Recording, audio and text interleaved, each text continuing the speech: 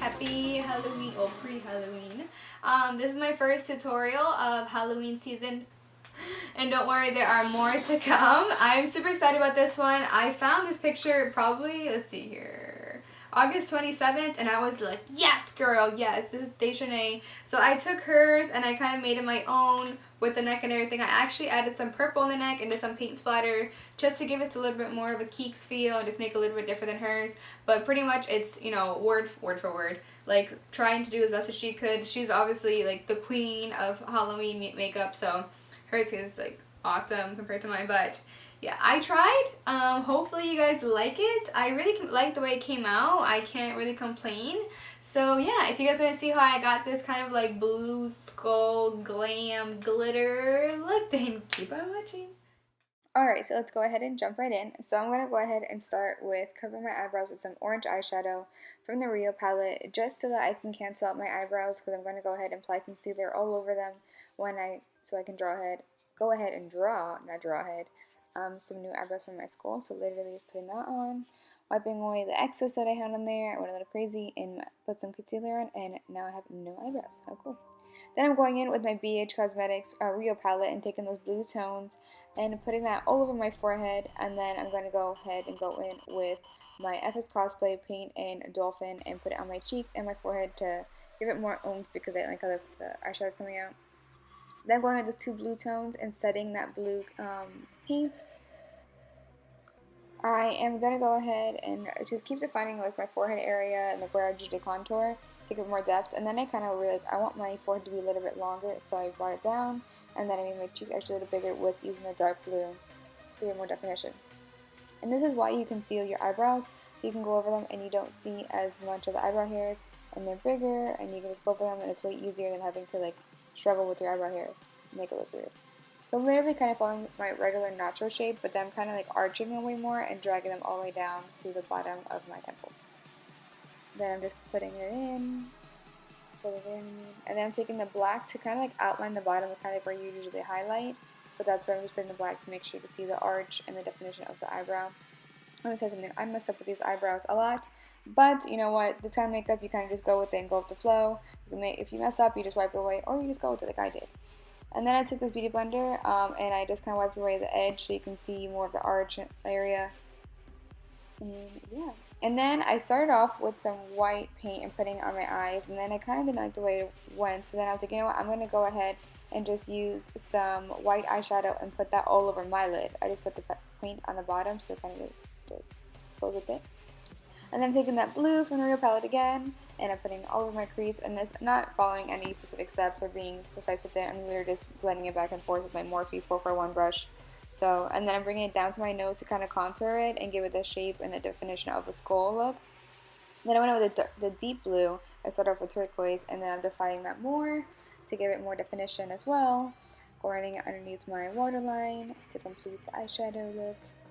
And then I went ahead and I started drawing these lines underneath my eyes, and then you see here with the little dots, you see how I did it, so that I can know where I want to put the glitter tears underneath my eyes.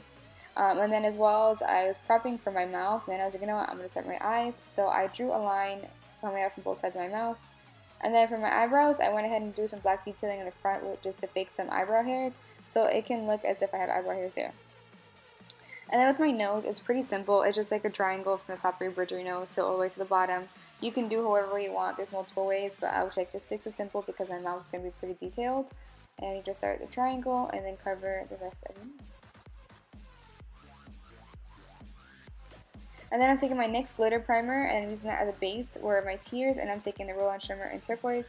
So I put glitter primer down first, and then I go ahead with the other side of my brush and I take glitter and literally wipe it down and move it in a zigzag motion or like a swiggle motion, so it can kind of just be more natural and not look like a straight line. You can have that more of a tear effect, I guess you can say. And I did that from that side, and I think I did about 3 or 4 on each side. I kind of just like went with it, and I was like, you know what, whatever, this makeup, and I just kept going and applying more glitter because who does not love the glitter? And I just kept applying and applying. And then I went ahead and I took my NYX Cosplay paint and dolphin again, and I just put it on my lips, excuse me. Taking a pen and lip paint. And then the teeth are kind of like the easiest and the hardest part, because if you're OCD like me, it's going to take you a little bit longer because you're like, oh, it's not coming out the way I wanted it. But after a couple of teeth, you kind of get it. It's just like a triangle shape over your lip, and you're just going to keep, you know, not really finger space, just like a little small space in between each, so you can have a little black detailing later. So you literally just start the triangle, fill it in, start the triangle, fill it in. I rounded my teeth out more. You can make them more squiggly, you can make them more circle, more pointed, but I kind of went with like an almond shape. So, yeah. And most importantly, to use a detail brush like this, because if not, it does not come out well. And I did with my brother, so making sure the camera's recording. And then for the bottom, you're kind of just mirroring the same effect, just upside down. It's kind of easier on the bottom actually, because you're just drawing V's and filling them in. And then I'm taking my black and outlining the lines again, so you can see where the teeth start and begin, and separation of the teeth. And then I'm taking the black paint again, and I'm going to start drawing little lines in between each teeth, so you can see the separation of the teeth and give it more detail and more realistic feel. And this kind of helps clean up any mistakes you made.